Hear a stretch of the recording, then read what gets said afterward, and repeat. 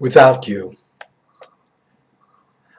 I am sick with watery eyes and a body ache. Man, my body aches.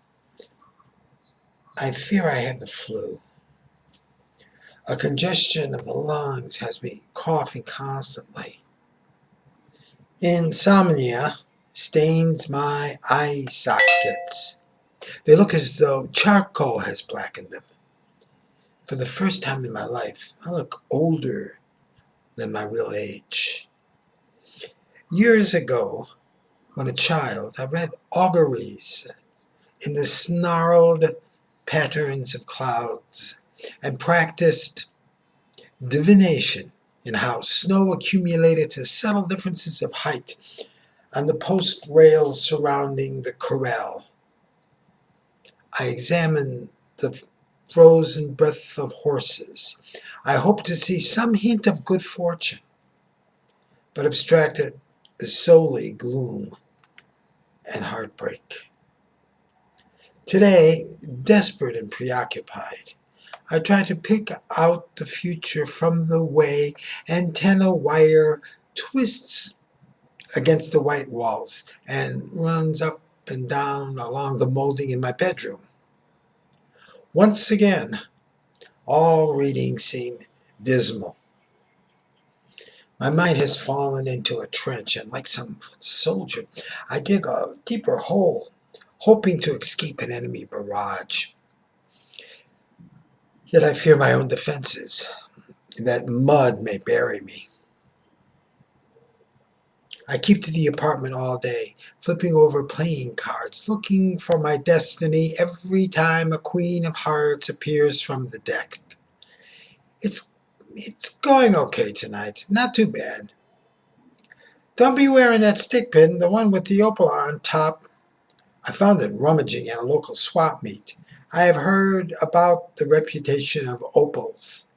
Many people consider the gem as a bearer of bad luck, especially should one buy it for one's own self-adornment.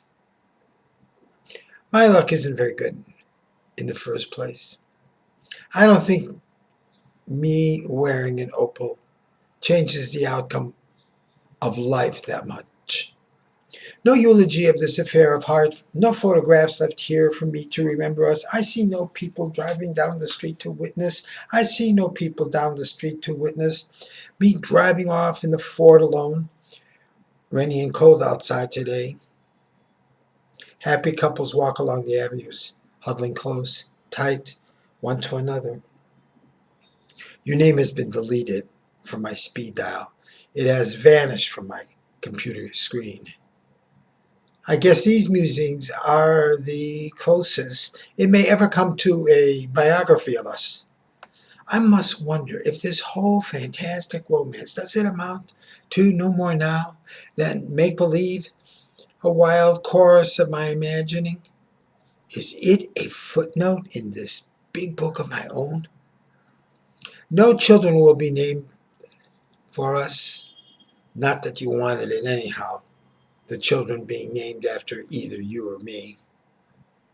No admission will ever be charged for entrance to the home where we once lived, spoke ardently of love for one another, and I attempted verse to celebrate us for the ages. And despite all the noise coming from the street, all the appointments I have to keep this evening, I can only lie on the floor and look to the ceiling. The light is going out of my eyes. Some people lust after money. Others seek 100 different lovers. Lots of people crave more than a fair share. I just want your love, dear. And while life goes on without you, I feel increasingly impoverished. I have fallen into awful ingratitude. A grand poverty of spirit besets me. I exaggerate my mood, and in a panic I envision a national calamity, my citizenship revoked. I am a refugee, lost to my wife and child and forced to leave home. I have abandoned my bed and kitchen utensils. I know it's wrong for me to venture such outrageous scenarios, yet when I sit here alone, still I feel that prayer fails, and in my life today, abomination. I am bereft of succor, as if God punishes me. Sadly, I postulate notions contrary to the faith of millions, the awesome numbers whose testimony concerning grace, its power in everyday life, mirrors the notion that every hair on our head has been counted. And two, I betray a personal belief, which chief tenet holds. The breath of life requires daily thanksgiving. The wind and rain seem harder now. The storm windows occasionally shake. Yellow leaves are being driven into slithering sheets upon the sidewalk and the curb stretching along George Street. Lost in other worlds. Mind running a narrative from guise to guise, assorted characters riotously clamor in my head. Some appear as wisps of smoke resembling ghosts, hazy semblances, others identifiable faces, ancients, or people from my everyday life, both current and past. Sometimes they appear alone, or they chatter all at once.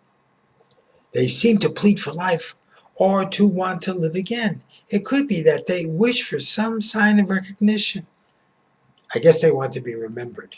Vainly hope that these lines increase their chance of immortality.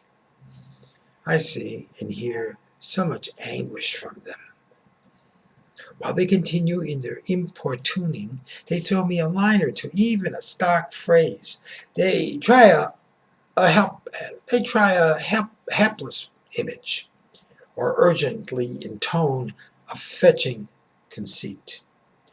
Someone just whispered in my ear that I should tell you I write a verse which is a teardrop on the face of time. Any chance to play a part, any bit in the script, causes them to go on, plaguing me with endless story lines and endowments. Those voices, their ghost-like figures and faces ultimately exhaust me. Then they prevent me from falling to sleep, demanding a fierce edit, a late-night rewrite of this or that aspect of the tale. What might have been, what has been, the bright white light, the turn to bloody, stinking thinking, all promise of happiness broken, the terrible details of remorse, me being here planning refuge in warm, sunny clime, an expatriate, you back in your native land, breaking chunks of ice just to enter the front door of your home. It doesn't really matter where we are, for the fact remains you no longer are on the bed sleeping next to me. Your body warmth is unavailable to me. Yet how I sort and file our heart's drama, however I work the backwards and forwards, the comings and goings, the delete, the copy and paste, I am at loggerheads. I feud with myself. Was I born to lose you? Whether I direct the faces and voices to entrance or exit, stage left or right, the players, all their insistent monologues, the show in its entirety, all of it, falls upon the end point of this, the one central moment, and nothing remains but this very minute, right where we are, at this place, at this instant. Was that you? I could have sworn it was you. Were you waving at your village's webcam yesterday morning, believing that by chance I was watching?